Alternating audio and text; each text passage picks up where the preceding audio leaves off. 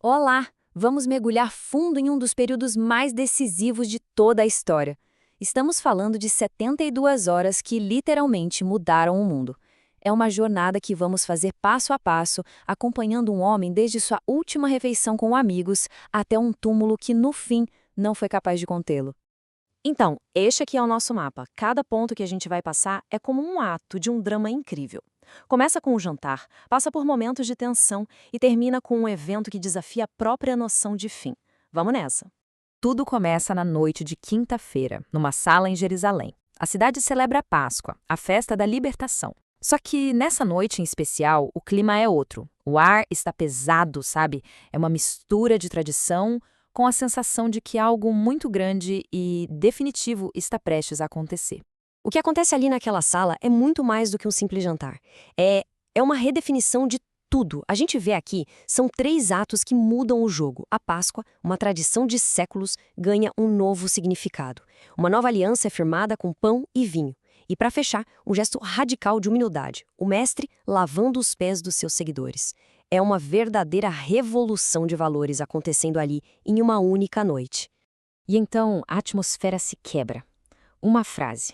Uma única frase que corta o ar como uma faca. Um de vocês vai me trair. A tensão explode. A semente da traição foi lançada e, a partir daí, as engrenagens do destino começam a girar de vez. Do calor daquela sala, eles vão para a escuridão fria do Getsemane. E é aqui que a verdadeira batalha interna começa. É um momento de agonia profunda, de um homem encarando seu destino, enquanto seus amigos mais próximos dormem. É o auge da solidão, a calmaria que antecede a tempestade. De repente, a noite é rasgada pelo som de espadas e pelo brilho de tochas. A traição se materializa e o processo que vai levar até a cruz tem início. Tudo ali, escondido nas sombras, bem longe dos olhos da justiça. Este slide mostra bem a velocidade com que tudo aconteceu. Foi vertiginoso. Um beijo que se torna o selo da traição, uma prisão feita no meio da noite e um interrogatório às pressas. Tudo parece orquestrado para garantir uma condenação antes mesmo de a cidade acordar. A justiça ali estava sendo distorcida a cada minuto. E enquanto Jesus está lá encarando seus acusadores, seus seguidores enfrentam os seus próprios fantasmas. Pedro, aquele que parecia o mais corajoso, nega conhecer o Mestre para salvar a própria pele. E Judas, Judas talvez esperasse forçar uma revolta, uma ação política que saiu tragicamente do controle. Consumido pelo remorso, ele entra em desespero. É a pressão revelando toda a fragilidade humana, bem no centro do círculo mais íntimo. Com o sol nascendo, o campo de batalha muda. O Sinédrio, o Conselho Judaico, precisa da autorização de Roma para executar alguém. E para conseguir isso, a acusação tem que mudar. Ela precisa ser, digamos, traduzida para a linguagem do Império. O que era um crime religioso, agora precisa virar um crime político. E aqui está a grande cartada da acusação. Blasfêmia, Roma não dava mínima para isso. Mas sedição, a ideia de alguém se declarar um rei, isso era uma ofensa direta a César. É uma manipulação brilhante e, ao mesmo tempo, mortal, pensada justamente para forçar a mão de Pilatos. Pilatos, o todo-poderoso representante de Roma, se vê num beco sem saída. Ele percebe que a acusação é falsa, mas teme a fúria da multidão, a pressão política. Ele tenta se esquivar, joga o problema para Herodes, mas no final, ele lava as mãos. Um gesto que se tornou o maior símbolo de covardia da história. E a pergunta que ecoa até hoje é: quem de fato o condenou?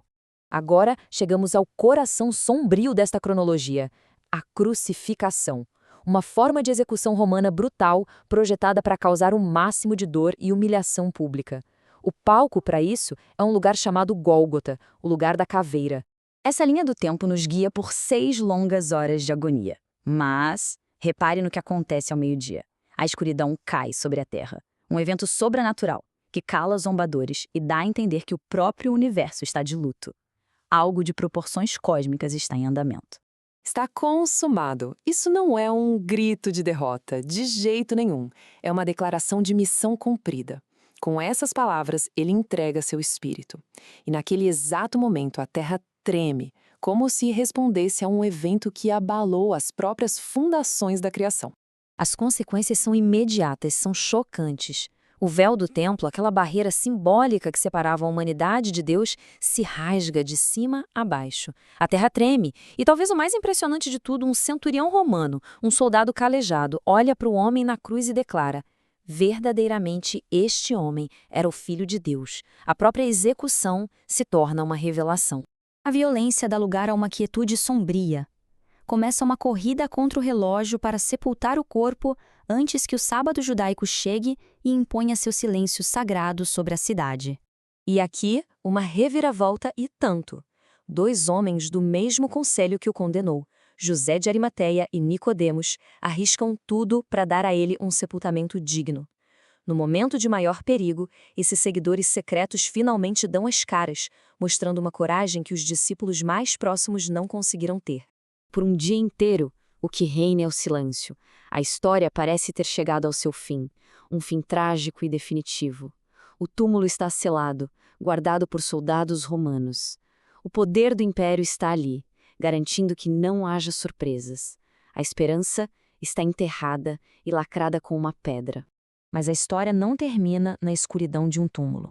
Com o amanhecer do primeiro dia da semana, o ato final desse drama está prestes a começar. E é um ato que vai mudar o curso da história para sempre. As primeiras a chegar são as mulheres, movidas por amor e devoção. Elas vão para cumprir os rituais finais, mas encontram o impossível: a pedra gigante, removida, o túmulo vazio. São elas, as seguidoras mais fiéis, que se tornam as primeiras testemunhas do maior de todos os milagres. E então vem a mensagem que se tornaria o alicerce de uma fé global. Ele não está aqui, pois ressuscitou, como havia dito.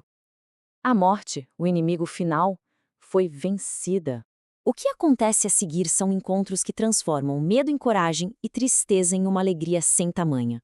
Um grupo de seguidores aterrorizados e escondidos se torna uma força que vai mudar o mundo. Essas 72 horas, no fim das contas, não contam só a história da morte de um homem. Elas marcam o início de um movimento que redefiniu a história da humanidade.